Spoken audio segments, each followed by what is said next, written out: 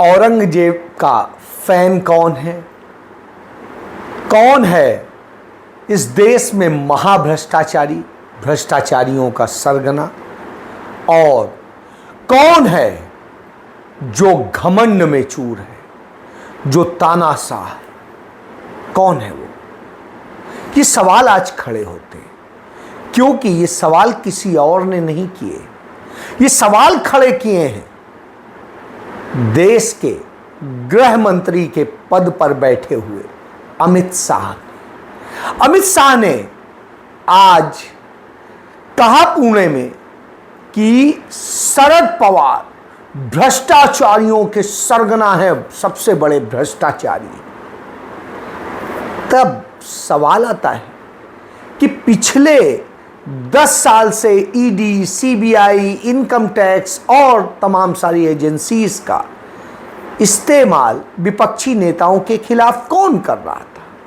और यदि आप कर रहे हैं तो शरद पवार को क्यों नहीं गिरफ्तार किया?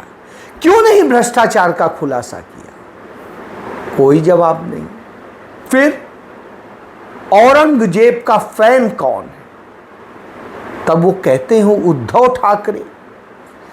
उद्धव ठाकरे, जिनके पिता बाला साहब ठाकरे सदैव उन लोगों से लड़ते रहे जो कट्टर मुस्लिमवाद करते थे। वो कट्टर धार्मिक असहिष्णुता का काम करने वालों के खिलाफ थे। वो मुंबई में बम विस्फोट करने वालों के खिलाफ थे और वो लड़ते रहे। उद्धव ठाकरे उनके साथ कदम से कदम मिलाकर उस लड़ाई में साथ रहे और उनकी पूरी ट्रेनिंग ही उसके खिलाफ हुई। तो उनका औरंगजेब से क्या लेना देना?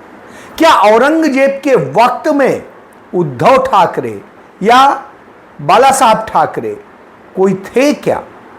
तो जवाब आएगा नहीं। तो फिर कौन था जो उनके आगे नतमस्तक था? तीसरा, उन्होंने कहा कि राहुल गांधी अभिमान में है और उनका यह कहना था कि लोग चुनाव जीतने के बाद में अभिमान में आते हैं और वो हारने के बाद अभिमान में। बहुत अच्छी बात कही आपने, यह बता दिया कि आप जीतते आए इसलिए आप में और आपके लोगों में अभिमान है और इसीलिए नरेंद्र मोदी उसी अभिमान में कुछ भी मनमानी करते हैं। उन्हें इस देश की समस्याएं नजर नहीं आती, इस देश के नागरिक नजर नहीं आते और उन्हें वो लोग नजर नहीं आते जो इस देश को बनाते हैं। जी हां, ये सवाल है। ये सवाल इसलिए भी है क्योंकि नरेंद्र मोदी की सरकार, यानी वो एनडीए की सरकार, और वो बैसाखियों पर खड़ी है। 2014 में भारी बहुमत के साथ में नरेंद्र मोदी को 282 सीट मिली थी। उन्होंने सरकार बनाई थी। 2019 में भी तब उनको 34% वोट मिले थे और 2019 में उन्हें 37% वोट मिले और वो 303 सीटों के साथ सरकार में पहुंच गए। पुलवामा अटैक हुआ था और उसके बाद में 2024 में 400 पार का नारा देते रहे, दावे करते रहे और हुआ क्या? 240 पे निपट गए। जब 240 पे निपट गए तो वो घमंड पागलपन में तब्दील हो गया और उसकी तब्दीली इस हद तक है कि कैसे उसका मानसिक रूप से प्रभाव पड़ा है वो दिखाई दे रहा है। आज डर है, सहयोगी दल सवाल उठा रहे हैं, तमाम डिमांड रख रहे हैं और उनको लेकर के आक्रामक मुद्दा में आने को दिखाई देते हैं।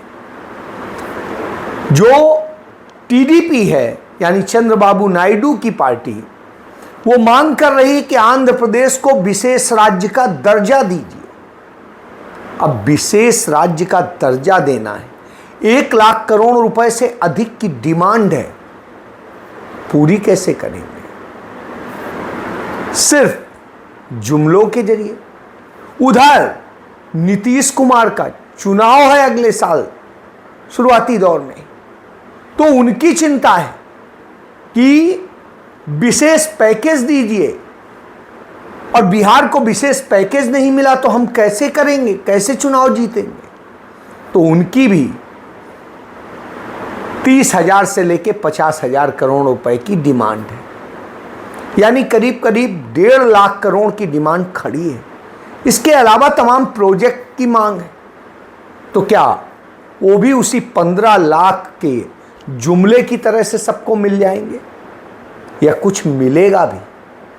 बहरहाल इसी बीच में आफत यह है कि भारतीय जनता पार्टी अपनी हार को लेकर के जब सारी समीक्षा करती है तो आती है कि हम हार गए, क्योंकि हिंदुत्व का जो पूरा नफरत का खेल था वो कमजोर पड़ गया।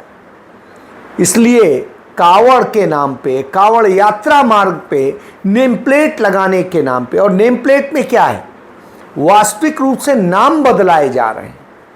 मान लीजिए आपके होटल या रेस्टोरेंट का नाम है इंडिया होटल, इंडिया रेस्टोरेंट, तो उसका नाम ये नहीं करेंगे, उसका नाम आसफ रेस्टोरेंट, या उसका अली रेस्टोरेंट, या उसका मुस्लिम रेस्टोरेंट, कुछ इस तरह से करिए, तो उसके नाम भी बदलाएंगे। भाई हमें यह तो आप कह सकते हैं कि ठीक है, चाहे नाम कुछ भी हो, लेकिन वो लगाएंगे तो आप नाम बदलवाइए ना। जो इस देश के अंदर बीफ बेचते हैं, अल कबीर, वो तो हिंदू है, सब्बरवाल है, आप उससे नाम चेंज कराइए कि विष्णु बीफ भंडार, विष्णु बीफ फैक्ट्री, तो वो तो आप कराएंगे नहीं, लेकिन आप दूसरों को करेंगे। इसी तरीके से जितने टॉप 5 जो बीफ को निर्यात करते हैं या बीफ को करते हैं या भारत में सप्लाई करते हैं, सबसे बड़ी जो कंपनियां हैं वो सभी हिंदुओं की हैं। यानी गाय का मांस हिंदू बेच रहा है इस देश के अंदर, और जो हिंदू बेच रहा है वो नाम अपने कुछ कुछ मुस्लिम जैसे रखा है, कुछ कुछ और थोड़े से रखा है, तो बदनाम उन्हें करेंगे और बेचेंगे हिंदू। तो यह खेल है, उनके नाम पे बात नहीं करेंगे, लेकिन गरीब गुरुबे से उससे आप नाम चेंज कराएंगे, उससे आप कहेंगे अपना बोर्ड टांगो कि क्या नाम है और क्या है और कैसे है। क्यों?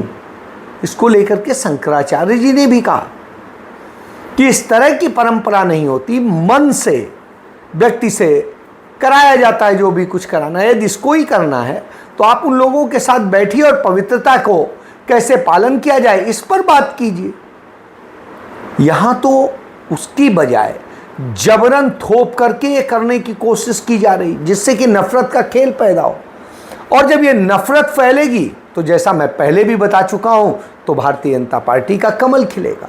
अभी 10 विधानसभा का चुनाव है उत्तर प्रदेश में, नफरत नहीं होगी तो वहां जीतती कहीं नजर नहीं आ रही भाजपा।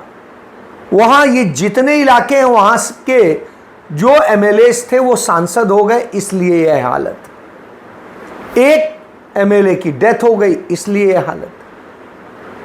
तो आप इससे समझिए कि इसलिए घबराहट।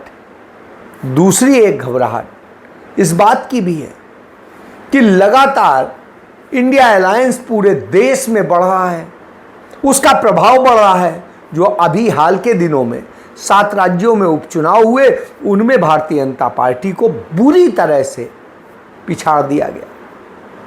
वो उस हालत में नहीं रह पाई।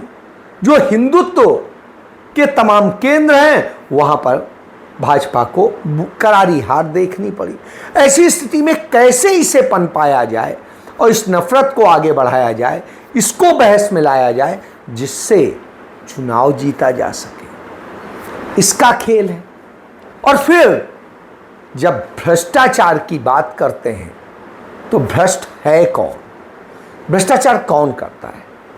जो सड़क परियोजनाओं के नाम पर भ्रष्टाचार हुआ है इस देश में लाखों करोड़ रुपए का, तो वो किसने किया है? वो भारतीय जनता पार्टी की सरकार में हुआ है, नरेंद्र मोदी की सरकार में हुआ है। 18 करोड़ की सड़क 252 करोड़ रुपए में बन रही है। ये नरेंद्र मोदी के शासन में हुआ है। ये नरेंद्र मोदी के शासन में हुआ है कि एक मोबाइल नंबर पर 1000 लोगों को आयुष्मान योजना के तहत कंपनसेशन दिया गया। यह नरेंद्र मोदी के ही शासनकाल के दौरान हुआ है कि तमाम पेपर लीक किए गए पैसे लेके भ्रष्टाचार के जरिए। ये नरेंद्र मोदी के ही शासनकाल में व्यापकम घोटाला हुआ है। ये नरेंद्र मोदी के ही शासनकाल में कोयला घोटाला हुआ है। नरेंद्र मोदी के ही शासनकाल में तमाम धार्मिक स्थलों के अयोध्या डेवलपमेंट का हो, वाराणसी में हो या महाकाल लोक का हो, इनका घोटाला हुआ है। और जमीनों के घोटाले भी नरेंद्र मोदी सरकार में ही हुए। तमाम पुलों और दूसरों चीजों के निर्माण कार्यों में घोटाले भी नरेंद्र मोदी सरकार में ही हुए। रक्षा खरीद में सबसे बड़े घोटाले नरेंद्र मोदी सरकार में ही हुए। किस चीज का घोटाला नहीं हुआ? आपके घर के सामान से लेकर के ऊपर तक घोटाले हुए। नोटबंदी सबसे बड़ा घोटाला है। और इस तरह के इतने घोटाले नरेंद्र मोदी सरकार में हुए हैं, चाहे गंगा की सफाई के नाम पर हो, चाहे किसमें, कि वो करीबन 30 लाख करोड़ रुपए के घोटाले। तो सबसे बड़ा घोटाला और भ्रष्टाचार किसने किया? नरेंद्र मोदी ने। उनकी सरकार में हुआ, उनकी आंख के नीचे हुआ, उनके नीचे हुआ, आदित्यनाथ के नीचे हुआ। तो वो सारे घोटाले छिपाने के लिए सब काम हो रहा है या तमाम अपराधों को छिपाने का हो रहा है। उत्तर प्रदेश में सबसे ज्यादा हत्याएं भी हो रही हैं। उत्तर प्रदेश में सबसे ज्यादा महिलाएं भी शिकार बन रही हैं। उत्तर प्रदेश में सबसे ज्यादा रेंसम वसूला जा रहा है और जाने क्या क्या अपराध हो रहे हैं। उधर मध्य प्रदेश में आज देखने को मिला, वहां पर एक दलित परिवार की जमीन पर जबरन काम किया जा रहा था। जबरन की सड़क उसने रोकने का काम किया तो दबंगों ने उस महिला को और उन लोगों को खोद के गाड़ दिया, जिंदा गाड़ दिया। यह मध्य प्रदेश का जंगल राज। तो इस तरह से जब हो रहा हो तो आप समझ सकते हैं कि घमंड में कौन जी रहा है। तो उस घमंड में भाजपा जी रही है, इसलिए हार रही है। अति आत्मविश्वास के कारण नहीं हार रही, इस कारण से हार रही।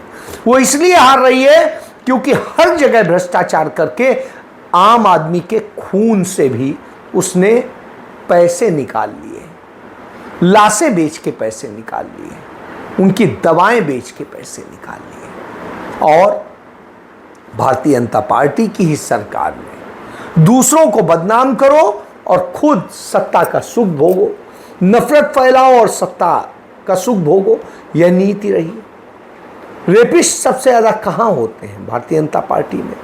तो ऐसी स्थिति में बिल्कुल स्पष्ट है कि नरेंद्र मोदी परेशान है। और जब परेशान है तो उनके सहयोगी भी उन्हें झटका देते दिख रहे हैं। इसीलिए शायद राहुल गांधी ने कहा था ये लंबी चलने वाली सरकार नहीं है। इसीलिए अखिलेश यादव कह रहे हैं कि सरकार कुछ ही वक्त की मेहमान है। ममता बनर्जी भी कमोबेश यही कह रही हैं। यही बात मल्लिकार्जुन खड़गे ने कही थी, यही बात लालू प्रसाद यादव ने कही थी। यानी हर जगह एक बात सत्य है कि यह सरकार बहुत लंबा नहीं चलेगी, क्योंकि हरियाणा, महाराष्ट्र, झारखंड का पहले चुनाव है, उसके बाद में बिहार का चुनाव है और जम्मू कश्मीर का भी चुनाव हो सकता है। इन सब से घबराहट है कि ये सारे राज्य भारतीय जनता पार्टी के हाथ से निकलते दिख रहे हैं। इसलिए नफरत का यह काम किया जा रहा है, झूठ बोला जा रहा है। और जैसे आज़ादी के बाद से लगातार भाजपा इसी तरह झूठ फैलाती रही कभी नेहरू की सरकार को बदनाम करने के लिए आरोप लगाए और आज तक साबित नहीं हुए। इसी तरह से इंदिरा गांधी पर तमाम आरोप लगाए, आज तक साबित नहीं हुए। इसी तरह से राजीव गांधी की सरकार पर तमाम आरोप लगाए, आज तक साबित नहीं हुए। इसी तरीके के आरोप नरसिम्हा राव पर लगाए, साबित नहीं हुए। और इसी तरह के आरोप मनमोहन सिंह की सरकार पर भी लगाए थे, आज तक साबित नहीं हुए। लेकिन भारतीय जनता पार्टी का राष्ट्रीय अध्यक्ष रिश्वत लेते हुए गिरफ्तार होता है, यह पूरे देश ने देखा है, दुनिया ने देखा है। इससे आप समझ सकते हैं कि भारतीय जनता पार्टी नरेंद्र मोदी की डबल इंजन की, ट्रिपल इंजन की जो सरकारें हैं, वो असल में भ्रष्टाचार के पूरे चैम्बर में समाई हुई हैं। और चूंकि उसके मेन होल में घुसी हुई हैं, तो आप समझ लीजिए कि कितनी गंदगी होगी, क्योंकि कमल तो गंदगी में ही, कीचड़ में ही खिलता है। जय